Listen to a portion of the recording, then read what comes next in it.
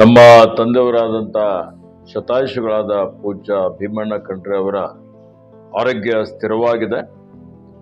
ಕೆಲವರು ಸಾಮಾಜಿಕ ಜಾಲತಾಣಗಳಲ್ಲಿ ಸುಳ್ಳು ಸುದ್ದಿ ಹಬ್ಬಿಸ್ತಾ ಇರ್ತಕ್ಕಂಥದ್ದು ಅಥವಾ ಬರ್ತಾಕಿರ್ತಕ್ಕಂಥದ್ದು, ಅದಕ್ಕೆ ಯಾರೂ ಕಿವಿಗೊಡಬಾರ್ದು ಅಂತೇಳಿ ಹೇಳಿ ಅವರ ಅಭಿಮಾನಿಗಳಿಗೆ ಎಲ್ಲರಿಗೂ ನಾನು ಮನವಿ ಮಾಡ್ತಾ ಇದ್ದೇನೆ.